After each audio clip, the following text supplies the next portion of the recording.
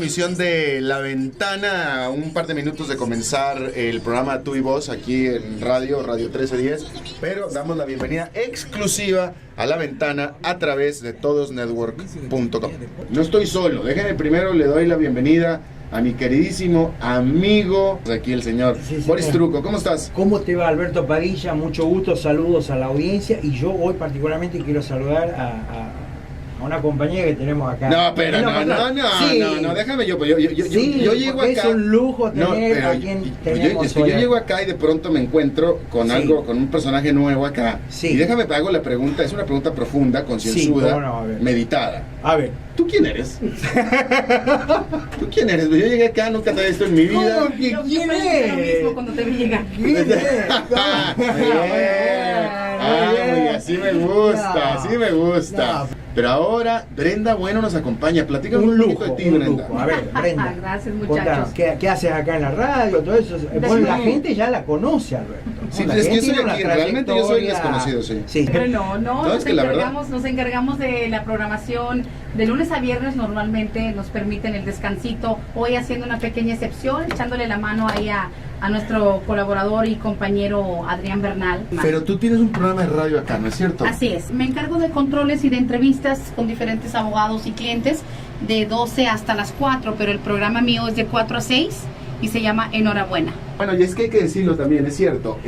Brenda es un personaje de la radio acá en Atlanta, cosa que yo no soy. Yo siempre he dicho, Brenda, que yo lo que hago es telecommuting o teletrabajo.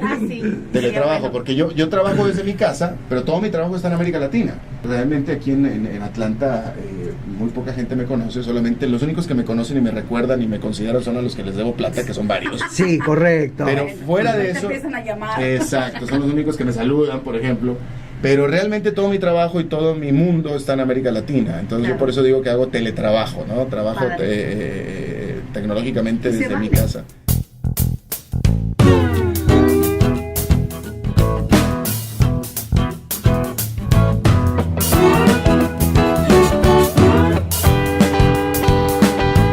Nos acompaña Erika Gómez, es de Venezuela, politóloga, que ha participado activamente en este evento que hemos cubierto para La Ventana en todosnetwork.com y que tuvo lugar el pasado 2 de junio, parte de una convocatoria mundial que hicieron venezolanos que están en el exterior pidiendo paz, democracia y libertad para Venezuela. Y la hemos invitado acá para hacer un análisis de lo que fue esa jornada, también averiguar qué es lo que planean los venezolanos que están en el exterior, concretamente acá en Atlanta, como actividad futura. Gracias, Erika, por estar acá con nosotros. Liderizados por la Organización de Venezolanos en Georgia, acá. Y la razón por la que lo hacemos, nosotros los venezolanos estamos luchando en contra de este régimen autoritario, en contra de este régimen comunista.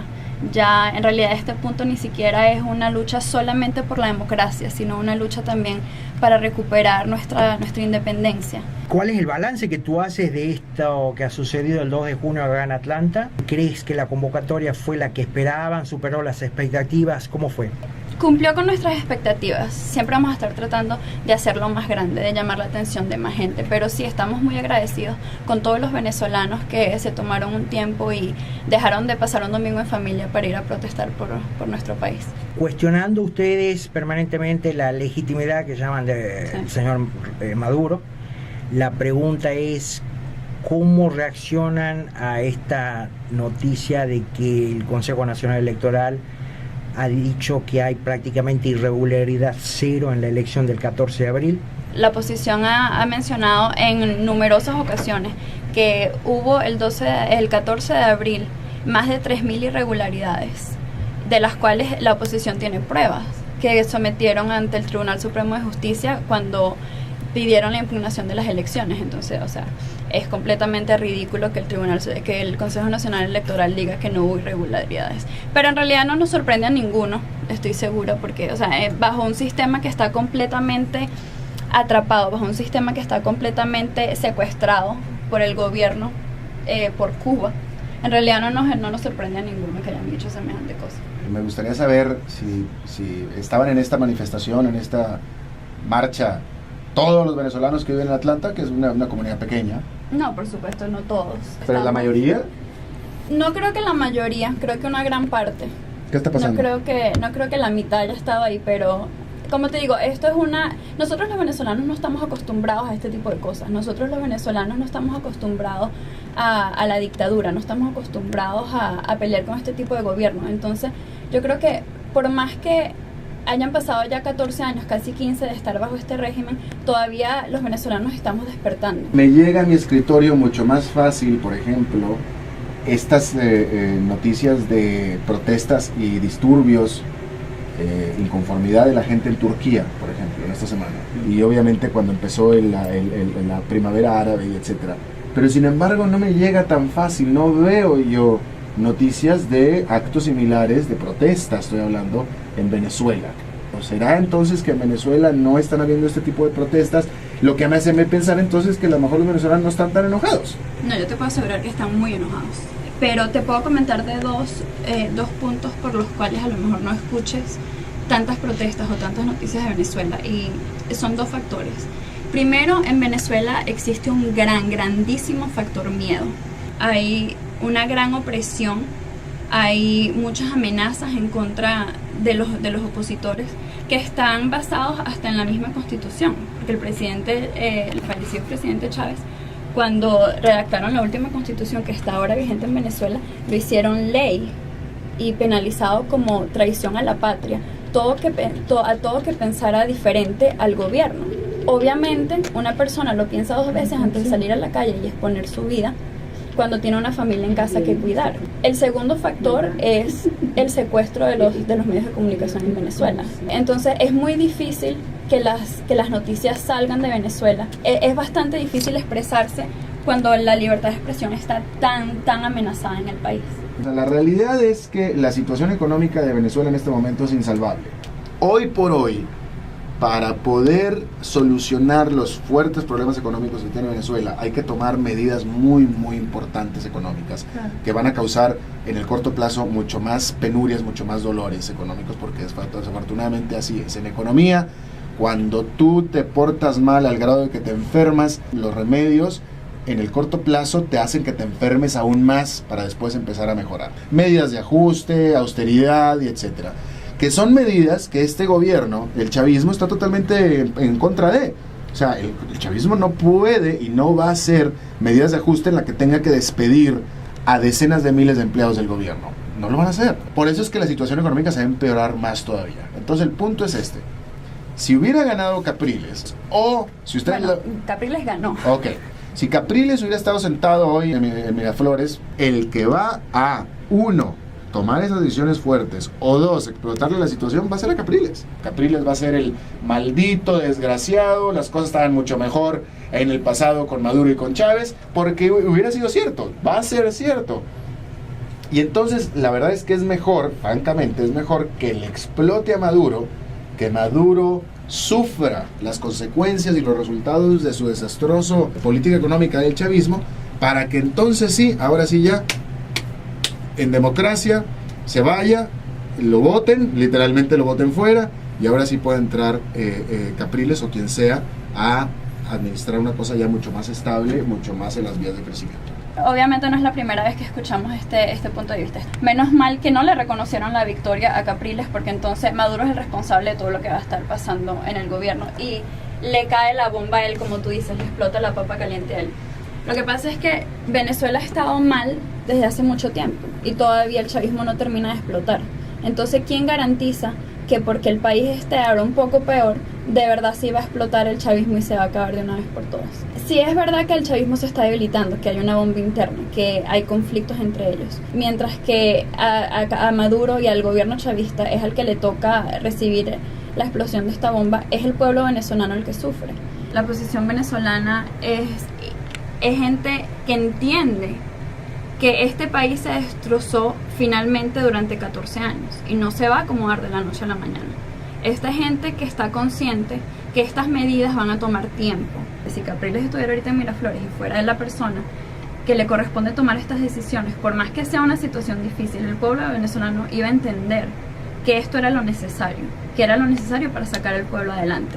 Vaya, no lo creo. Te entiendo, yo sé lo que tú dices, que lo dices desde el corazón, y sé que lo dices desde el corazón, y entiendo la desesperanza que tienes, y entiendo lo que es estar sufriendo, pero desafortunadamente lo que es la realpolitik no funciona, me parece a mí, de otra manera, funciona diferente, y el pueblo no hubiera entendido nada. Hubieras entendido tú sí, pero la mitad del pueblo que todavía apoya, o el 40%, la gran masa que todavía apoya a Maduro, no hubieran entendido nada. Exacto, por eso te digo la oposición venezolana, por eso te especifico, la gente que está apoyando a Capriles entiende este tipo de cosas. A lo mejor no el 100% de las personas, no todo el mundo está empapado de la política y de la economía, sí, eso es completamente cierto. Al final, que era lo que yo quería decir cuando hablé de Turquía, va a depender del pueblo, sí o sí. De una manera u otra va a depender, y depende del pueblo de Venezuela, hacer el cambio que se necesita. La pregunta es, ¿por qué no se ve, por lo menos desde donde nosotros estamos y con la gente que conversamos que vive en Venezuela, por qué no se ve una resistencia social más amplia al régimen a esta altura del señor Nicolás Maduro? ¿Por qué no se ve una resistencia a nivel popular, a nivel social en Venezuela, ¿no? Con todas estas cosas que están pasando? Se habla ya de una inminente tercera devaluación, hay una crisis de abastecimiento que es muy fuerte, muy poderosa, hay falta de papel sanitario, por ejemplo. Entonces estamos viendo toda esta situación de una especie de apocalipsis, pero frío, ¿no? Entonces está cayendo todo, se está destruyendo el tejido social, todo eso, pero todo sucede como si estuviera congelado, ¿no? Y Alberto hace rato hablaba, porque en Turquía, por ejemplo, hay más movilización, o la primavera árabe, que hemos visto ejemplos de movilización y de resistencia contra determinadas políticas o regímenes. ¿Por qué no estamos viendo eso hoy en Venezuela? Enrique Capriles, como líder de la oposición, ha llamado primero a agotar todas las instancias constitucionales, todas las instancias legales que tenemos en el país para combatir este fraude. Entonces, respetando su posición como líder de la oposición, eso es lo que estamos haciendo. Los venezolanos ahorita estamos en una resistencia, en una lucha pacífica, pero no pasiva. Tanto como tienen secuestrados los medios de comunicación, las instituciones gubernamentales del país, también tienen secuestrado todos los recursos. Las empresas más grandes de Venezuela, las empresas que más generan el capital de Venezuela, como por ejemplo Petróleos de Venezuela, están completamente tomados por el gobierno. Entonces es muy difícil que tú hagas una lucha fuerte, una lucha grande, una lucha con muchas herramientas cuando no tienes recursos. Recientemente en la historia, por ejemplo, el levantamiento, la lucha pacífica en la ex Yugoslavia, por ejemplo, un régimen también así de tipo stalinista, con el control de todos los medios de comunicación, pero en el caso de la ex Yugoslavia, que terminó con Slobodan Milosevic, un papel fundamental lo tuvieron los jóvenes, cómo se organizaron inteligentemente, inclusive, en teodosnetwork.com, aprovecho para pasar un aviso, en la parte de Proyecto 2 hay como una suerte de documental ahí contando cómo fue este proceso, cómo los jóvenes fueron la punta de lanza, sin la tecnología de Twitter y de Facebook en ese momento, pero cómo ayudaron a socavar los cimientos del régimen, que lo controlaba todo, la policía, los medios de comunicación, los medios económicos. Mi percepción de Venezuela es que todavía no hay una oposición sólida que la gente la perciba como alternativa de recambio. Y bueno, están fallando otras cosas también. Ahí es donde difiero, porque yo creo que la posición de Venezuela precisamente, mejor dicho, sobre todo en estos últimos meses, se ha fortalecido mucho. Mencionas un punto importante que es el de los estudiantes. Y cabe destacar que en Venezuela los estudiantes salen mucho a la calle. El hecho de que no salgan a protestar tirando bombas, el hecho de que no salgan a protestar disparando, no significa que no estén protestando, que no estén activos en el Bueno, en Yugoslavia, como te vuelvo a decir, la resistencia fue pacífica, ¿no? Y terminó con el régimen. Y puede que eso venga en el futuro. El pueblo venezolano, como mencionabas anteriormente, pierda completamente la paciencia, se olvide de la paz, seguramente se olvide de la paz, se olvide de la paciencia y salgan a la calle. Pero como te digo, estamos respetando actualmente la petición del líder de la oposición, Enríquez Capriles, que pide que primero que nada se agoten todas las instancias constitucionales y las instancias legales para que después no venga el gobierno y diga que la oposición es golpista. Ya el Consejo Nacional Electoral, que es una instancia constitucional, acaba de decir que la elección del 14 de abril fue irregular cero, ¿no? Hubo cero irregularidad. Quiero hacer un llamado a todos los venezolanos, a los que nos escuchan, que nuestro próximo proyecto se va a concentrar en recaudar la mayor cantidad de venezolanos residentes aquí, especialmente en las Carolinas, Florida y Georgia, para llevar a cuanto venezolano sea posible a los consulados y a la embajada para que se registren para votar. Las marchas son una herramienta muy buena, nos organizan, nos unen, nos dan fuerzas, pero a la hora de un referéndum revocatorio, a la hora de unas nuevas elecciones, todos tenemos que estar registrados para votar. Lo que vamos a hacer próximamente es tratar de hacer un movimiento lo más grande posible para llamar a la mayor cantidad de venezolanos a que vayan a los consulados, todo el que no esté registrado en el extranjero, para votar, para que lo haga y así a seguir aumentando la fuerza de la oposición en el extranjero. Y decirle tanto a los venezolanos aquí en el extranjero como a los venezolanos en Venezuela, como lo dije el día de la marcha del 2 de junio, que seguimos en una lucha, como te digo, una lucha pacífica, más no pasiva. Que seguimos en la lucha, como te digo, no nada más de la democracia, porque a este punto ya estamos básicamente colonizados por Cuba. Entonces no es una lucha simplemente por la victoria el 14 de abril, es una lucha por la independencia de Venezuela nuevamente. Muchas gracias al público de La Ventana por acompañarnos a través de todosnetwork.com. Nos vemos en la próxima y nos vemos en la próxima ventana aquí mismo dentro de 8 días. Este programa estará disponible para los que nos escuchan por radio a partir del domingo, ¿no es cierto? Este domingo, correcto. Todosnetwork.com.